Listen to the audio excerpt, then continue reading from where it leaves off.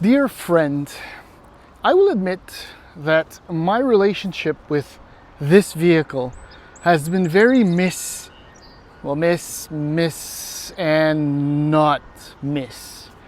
Over the last 7-8 years now, since I first drove what this is, which is, as you can see in the caption below, a Mitsubishi Outlander PHEV. I participated in the Canadian launch of this vehicle, I think it was in 2017 if I'm not mistaken, and in short, I really did not like the vehicle for the drive, for the performance, for the range offered by the PHEV, excessive weight, loading, laden, carrying, battery, and it was too expensive. Everything with the vehicle was essentially wrong.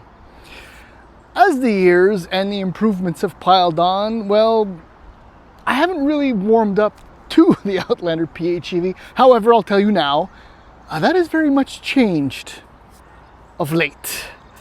The funny thing with the Outlander PHEV is that I have received countless inquiries and questions about the value, the performance, what you can expect from this vehicle, and in the very vast majority of occasions or times, or when people ask me questions, my answer is always, don't bother. The battery adds 700 or 800 pounds to it. You only get 40 kilometers of range, and that's in the best and absolute conditions.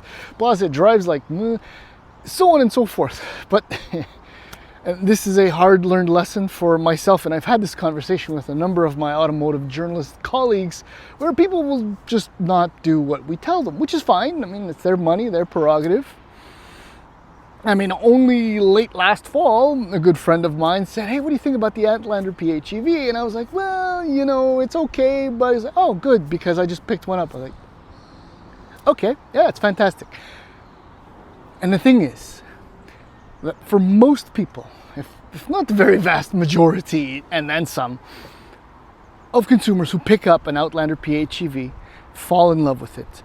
And they must talk to each other, because the Outlander PHEV is Mitsubishi's global star. Well, let's just focus on Canada and the US.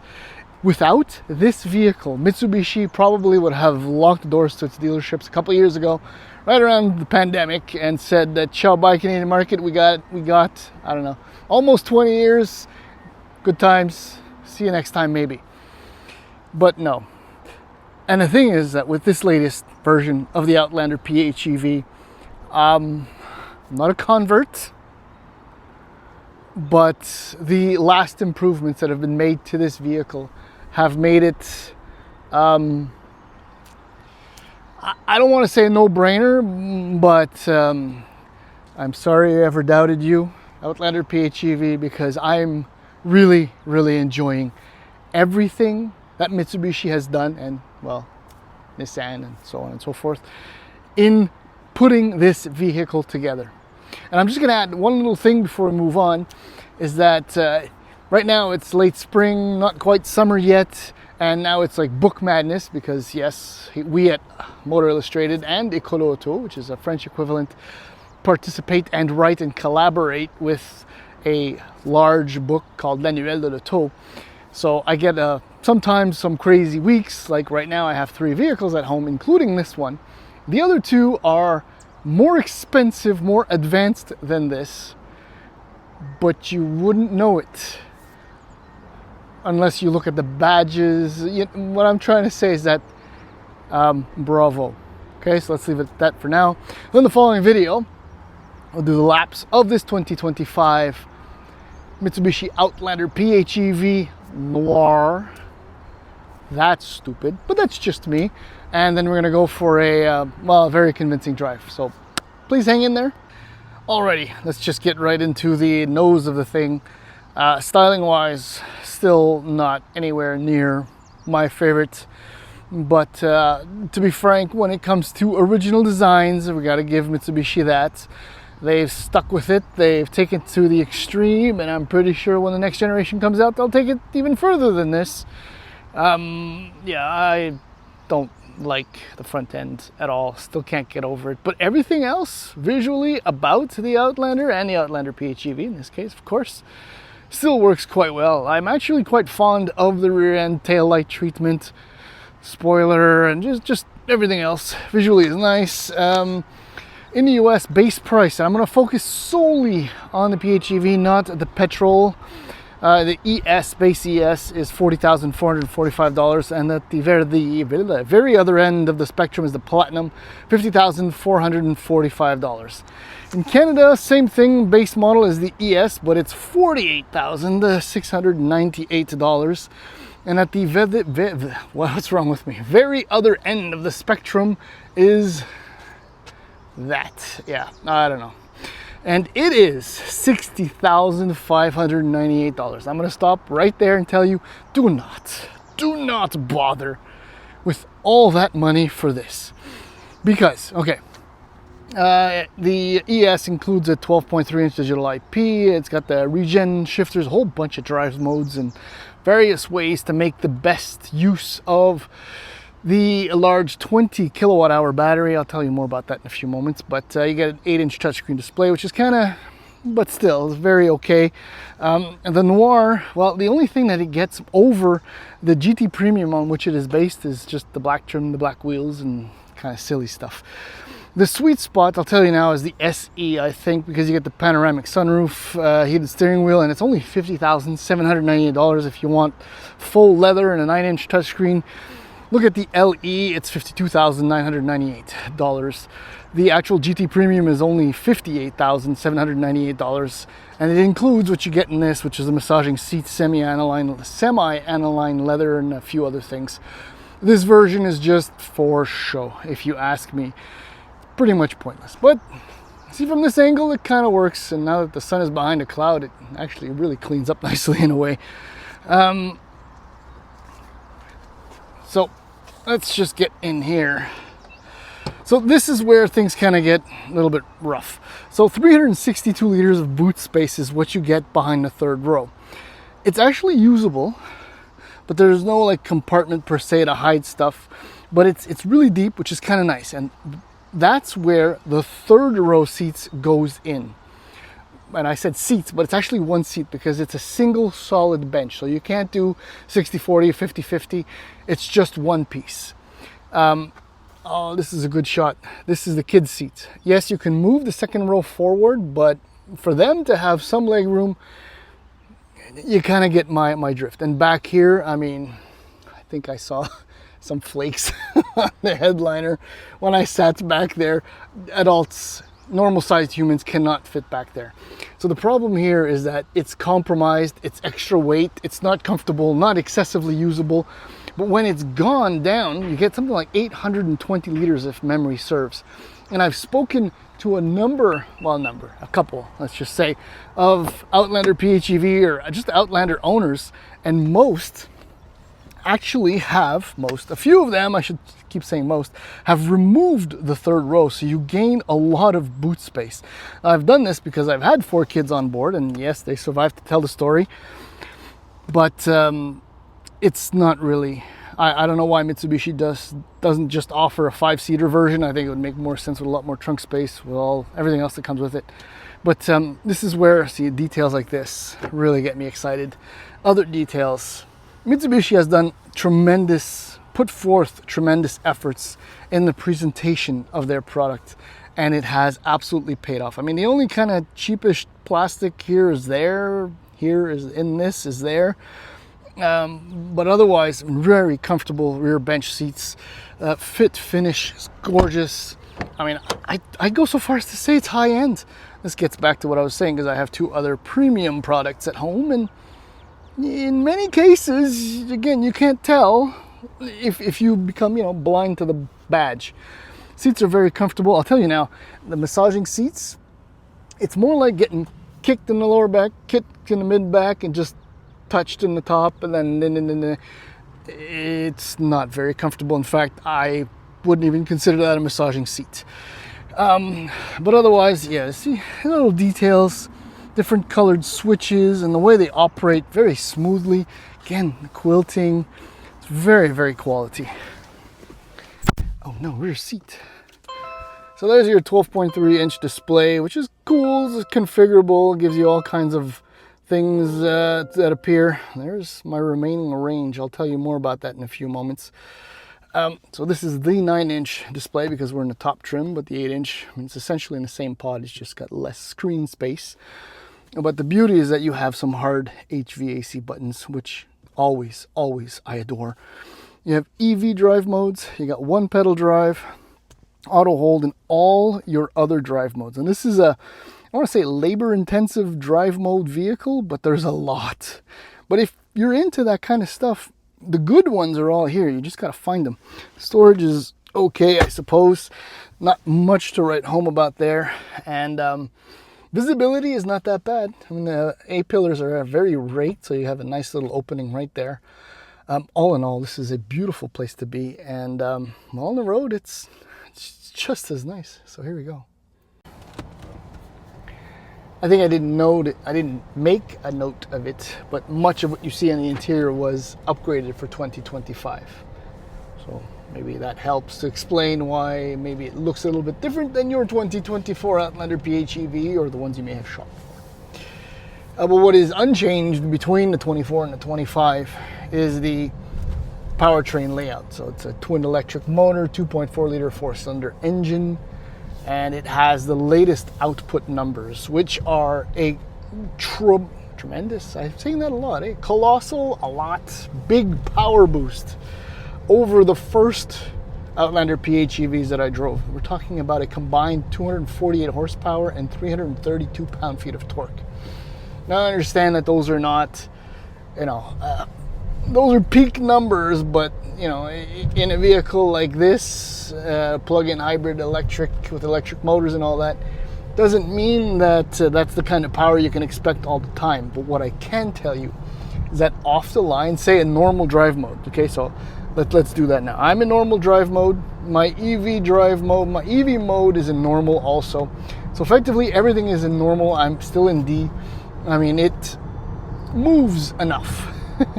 It's not neck snapping, but compared to the first with the 2-liter 4-cylinder engine, this is a rocket in comparison. It's not a problem, not even remotely. But this is good. This is good. What I'm going to say is that beyond that, everything else about the Outlander PHEV's drive is good, and I mean good. Now we can continue with the powertrain. So the battery now, I think I mentioned it earlier, is that it's a 20 kilowatt hour unit. So that's a heck of a lot more power than the previous batteries, or capability, charge capability, storage ability. It's a bigger battery, right? Which means that on a full charge, the Outlander PHEV is rated, NRCan rated, at 61 kilometers. And I believe it. Now, let's understand each other right now. It's ideal, absolute, perfect conditions. Now the AC is on because it is 21 degrees Celsius, which is not that warm, but I guess because I was out in the sun, I got warm. But twice now I've charged it full, and one morning, indicated range was 85 kilometers. So far, I've only managed to do, say, a full 40 in fact, since the 85, full 40 kilometers, give or take, mostly highway too, which is what's impressive. And I think you noticed I had 43 or 45 or 55 kilometers. I'm already down to 43. But the point is that in these conditions, even with me driving, I believe that 61 may actually be a conservative number. Which, if that is the case, had I been driving this in the winter, I would have known a little bit more as far as that's concerned. Is brilliant, phenomenal, excellent, and means that the Outlander PHEV now, as a PHEV, not as an SUV, but as a PHEV, makes sense. Because if you can cover, I think, anywhere, 55, 60 kilometers on a full charge in all EV mode without using petrol, or just about, now we're talking. Now this is serious. This is not 41 kilometers, which will drop to 17 in the winter, because then it's utterly pointless, because the moment you get some wheel spin going on, electric motor jumps in. So you got more powerful electric motors, a bigger battery. So there's a less of a chance that the petrol engine will be solicited under mild acceleration, let's just say. I'm thoroughly impressed by that. The reality that this PHEV now makes sense. I mean, I've only experienced a couple, one being a Range Rover, but that's obviously a whole other level, a whole other game. But then let's wedge in a little bit of a negative thing here. The brake pedal is ultra mega spongy and it's borderline unpleasant. And using the regen paddles on the steering wheel, which has 5 modes or 6 modes, really doesn't change it. It's still mushy and that's unpleasant. But going back to the braking, to the paddles, you can, as I showed you, there's a full EV button, which you can use. And normal, as I was doing before, you can actually save the charge in the battery, use a little bit more petrol to get to where you want, and then jump on remaining electrons to move around. There's a charge 2 where the petrol engine will recharge the battery if it's low. EV, full EV as much as possible. It'll lock out the petrol engine, which I absolutely love. Now on top of the regen paddles for the braking, there's also the EV button, no, not the EV button, the one pedal drive, which is the most aggressive level of regen braking you can experience. The only thing, which isn't really an issue, but I like to mention it, is that it's not a true one pedal drive where it won't come to a full stop on its own. But other than that, it's brilliant. So I showed you the wheel, like off-road, dynamic power, all of that business. It's even got a hill descent control. I don't know that anyone will ever play with the wheel itself to benefit from whatever programming and tuning is built in into these drive modes. But the one pedal drive and the EV button definitely are worth being used and explored. Steering is fine, and here I think I'll say for me the best for last is the refinement. This thing is quiet, docile, luxurious on the road. It's wonderful. It's so smooth. I mean, it's at least as smooth, or nearly, I should say, nearly as smooth as another EV I have right now, which retails for twice as much. Yeah. And that one has an air suspension. This only has a regular McPherson up front and a multi-link in the rear, and it's just about as smooth for half the price. Not quite as quick, but that's a different story. If I was to compare it to the last RAV4 Prime, aka PHEV going forward, this is a Bentley compared to, I don't want to insult any brand, but the RAV4 felt rough, noisy, unrefined, whereas this is the exact opposite of all that. The new generation RAV4, which was just recently announced before I got my hands on the Outlander PHEV, will hopefully address and therefore change that. But yeah, just so you know, as far as fuel consumption is concerned, and at first I thought it was a mistake in some ways, that Mitsubishi admitted that if you remove the electric power or the charge in the battery and solely rely on the petrol engine, you can average up to 9 liters per 100 kilometers, which makes it about average, I'd say, in the segment. But for one of the rare second, maybe fourth time max in the last few years, I'm going to go and say that the rating at 3.6 liters equivalent per 100 kilometers, given the range of the battery of the PHEV technology, I firmly believe that sub 4 liters per 100 kilometers in real world driving is possible, is attainable. If I was to summarize the issues with this, going back to the spongy brake pedal and the pointless third row, which only adds, I'm going on way too long here, but I had a long-term second generation Outlander years and years and years ago. And that's what the first thing I did. I brought the Outlander home and I unbolted the third row. So if Mitsubishi was just wise enough to offer a 5-seater version of this for more or less the same, you know, do a Stellantis Dodge thing for $1 more, you can get the third row, something like that. Anyhow, all this to say is that, wow, not a convert, as I said, but I've never, ever been more convinced that this vehicle makes sense, is worthy of the love and attention that everyone else is getting. Look, I'm slow on the uptake. What can I tell you? This thing is really, really nice. Bravo, Mitsubishi.